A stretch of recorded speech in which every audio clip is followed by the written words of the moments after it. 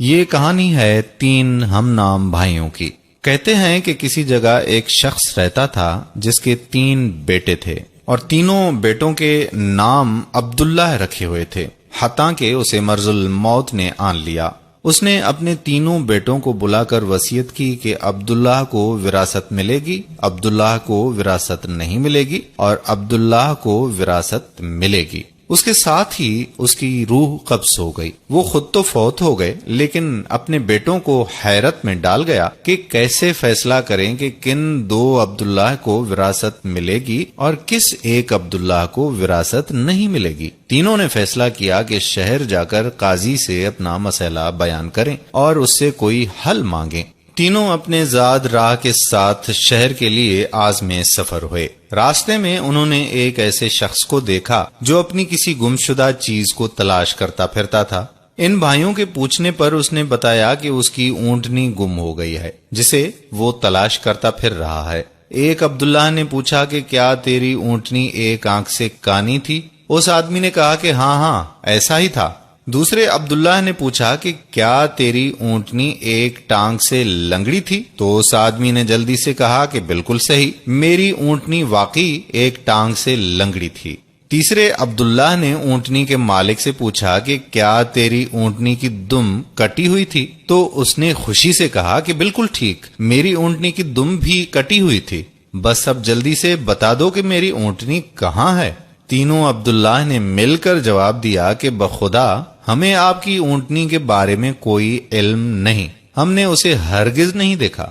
اونٹنی کا مالک ان کی یہ بات سن کر غصے سے پاگل ہو گیا۔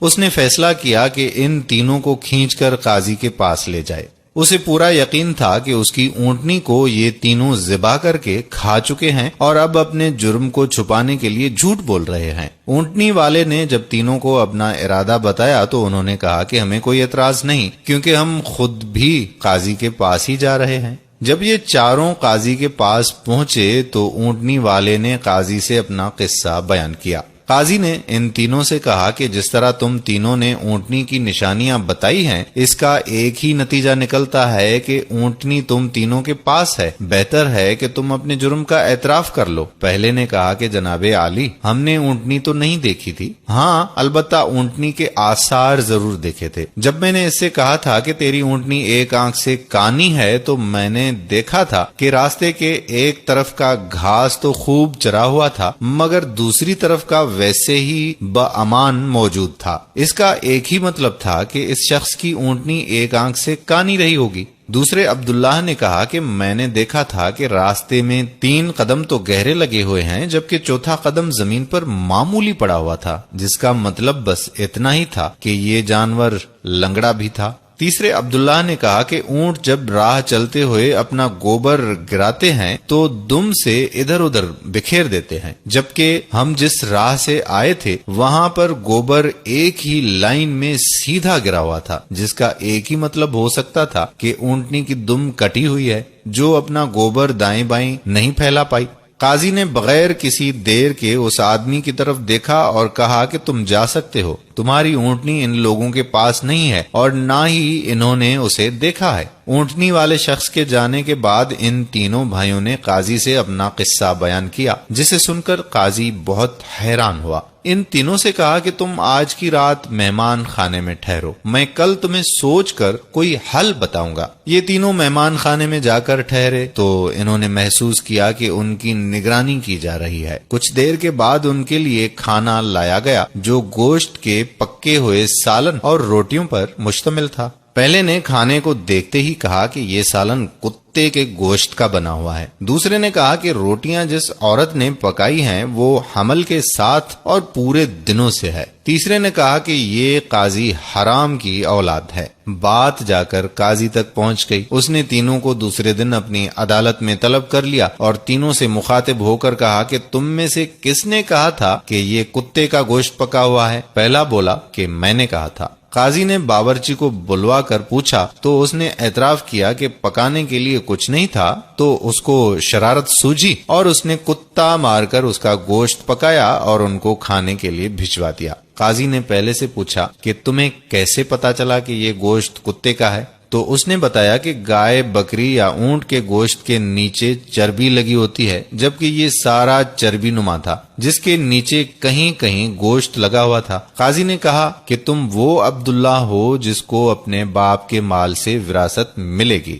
قاضی نے دوبارہ ان سے مخاطب ہو کر پوچھا کہ کس نے کہا یہ روٹیاں ایسی عورت نے بنائی ہیں جو 9 ماہ کے حمل کے ساتھ ہے اور اپنے پورے دنوں سے ہے؟ جواب میں دوسرے نے کہا کہ میں ہوں جس نے یہ کہا تھا۔ قاضی نے پوچھا کہ تمہیں یہ کیوں کر لگا؟ تو اس نے کہا کہ میں نے دیکھا کہ روٹیاں ایک طرف سے پھولی ہوئی تھیں اور خوب پکی ہوئی ہیں تو دوسری طرف سے کچی اور موٹی رہ گئی ہیں۔ میں نے اسی سے یہی اخذ کیا کہ روٹیاں بنانے والی ایسی خاتون ہے جس سے تکلیف کے مارے زیادہ جھکا نہیں جا رہا اور وہ سامنے کی چیز بھی نہیں دیکھ پا رہی، جس کا مطلب یہی بنتا ہے کہ عورت حاملہ ہے اور روٹیاں بنانے میں تکلیف محسوس کرتی رہی ہے۔ قاضی نے اس دوسرے سے بھی کہا کہ تم وہ عبداللہ ہو جسے اس کے باپ کی ملکیت سے حصہ ملے گا۔ پھر قاضی نے تینوں سے مخاطب ہو کر پوچھا کہ یہ کس نے کہا تھا کہ میں ولد الحرام ہوں؟ تیسرے نے جواب دیا کہ یہ میں نے کہا تھا۔ قاضی اٹھ کر اندر گیا اور اپنی ماں سے پوچھا کہ کیا یہ سچ ہے کہ وہ حرامی ہے؟ تو اس کی ماں نے کہا کہ یہ سچ ہے کہ تم حرام کے ہو۔ قاضی نے واپس آ کر اس تیسرے عبداللہ سے پوچھا کہ تمہیں کیوں کر معلوم ہوا کہ میں حرامی ہوں؟ تو اس نے جواب دیا کہ اگر تم حلالی ہوتے تو مہمان خانے میں ہم پر نگرانی نہ مقرر کرتے، نہ ہی کتے کا گوشت پکوا کر ہمیں کھانے کے لیے بھجواتے اور نہ ہی کچی روٹیاں کسی مظلوم عورت سے بنوا کر ہمیں کھلواتے۔ قاضی نے اس سے مخاطب ہوتے ہوئے کہا کہ تم وہ عبداللہ ہو جسے اس کے باپ کے مال سے ورثہ نہیں ملے گا۔ تیسرے نے حیرت کے ساتھ قاضی کو دیکھا اور پوچھا کہ مگر ایسا کیوں ہے؟ قاضی نے کہا کہ کیونکہ ایک حرامی ہی دوسرے ولد الحرام کو ٹھیک ٹھیک پہچان سکتا ہے اور تم بھی میری طرح